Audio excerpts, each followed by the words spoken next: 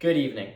My name is William Miller, and today I would like to commemorate one of the greatest writers and creators of all time. With great power comes great responsibility. Flame on and hawk smash. In hearing these phrases, you probably return to a sense of childhood wonder and imagination. Heroes flying or swinging through the air to save the day probably flash through your mind. Memories of excitement as you went to the theater to see what villain your favorite hero would have to fight, or buying a comic book to see what trial your favorite hero would have to overcome. And while these miraculous and complex heroes can be attributed to many men and women, there is one man who stands above the rest.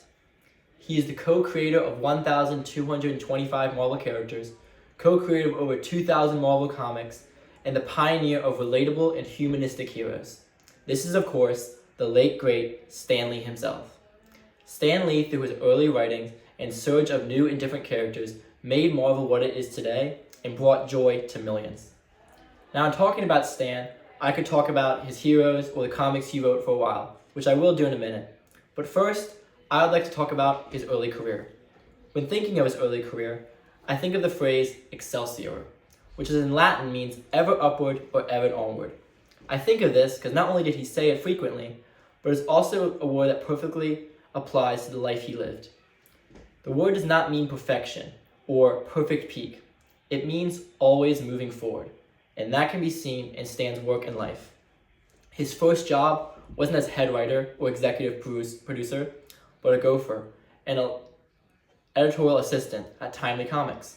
His duties at Timely Comics included fetching lunch, filling inkwells, and proofreading. But just as Spider-Man climbs up the buildings, so Stan climbed the ranks, and at just 18 years old, he was tasked writing his first comic. That was Captain America Foils the Traitor's Revenge. And from here, it was all smooth sailing, right? No. Stan's next task was to create a super team that would rival DC's Justice League. He created the Fantastic Four. But during that phase, he was actually thinking about quitting. He is recorded as saying, "I told my wife Joni I was going to quit, but she said, 'Why not write it the way you want to write it? If it doesn't work, what's the worst that's going to happen? That they'll fire you, and you want to quit anyway.'" Moreover, when he was creating Spider-Man, Stan is quoted as saying, "I told my superior about Spider-Man, and he said, 'You're crazy, Stan. People hate spiders. You can't call a comic book Spider-Man. And you want him to be a teenager? Teenagers can only be sidekicks.'" But like a racehorse with his blinders on, so Stan was determined and focused to create the heroes he wanted, how he wanted them to be. And through that, he created heroes that would be the most popular from years to come. Stan's heroes were unlike anything the world had seen. Why?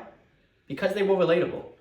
Stan Lee saw the heroes of his day as being godlike, more simple than hero, and emotionless, and ushered in a much needed change.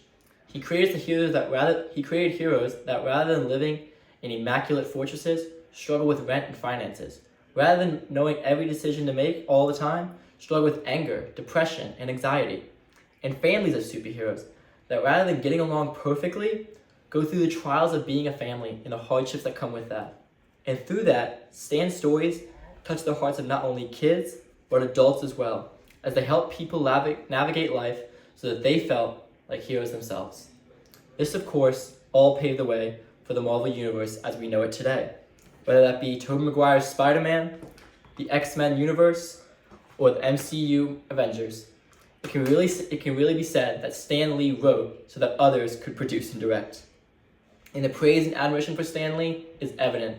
As Dan Bunkley, who is the president of Marvel Entertainment, stated, "Stan Lee's passion, charisma, and his love for the characters and stories he created shaped Marvel into what it is today.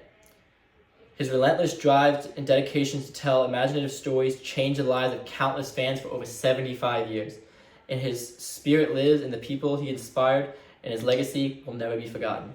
Furthermore, Jeff Leo, who is the executive vice president and head of television at Marvel Entertainment, stated, "There aren't enough hyperboles left in the Marvel Universe to cover the tremendous titan who was Stan Lee. His wondrous wit, his crafty creativeness, and his spectacular showmanship were all hallmarks in his genius." Moreover, in regard to the fans, you don't have to look far to see their love for the characters Stan Lee poured himself into. The fans are quoted as saying, Stan Lee, thank you for setting the standard for heroes. You are the man, Stan. I love what Stan Lee wrote back in the 60s and 70s. He was so talented and had a wonderful imagination. He was the best at what he did. In viewing Stan's life, we see through his work the kind of man he was. He sought not to exclude, but to bring people together. Every comic he made is as if he added another demographic and brought joy to more readers. I know that is the case for me.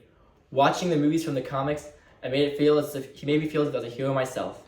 The feeling of going to the first movie and reading about the heroes sparked joyous memories through my childhood that I owe a lot to Stan. I would like to end by quoting one of my favorite quotes from him, in which he says, "The person who helps others simply because it should or must be done, and because it is the right thing to do, is indeed without a doubt the real superhero." Thank you for your time.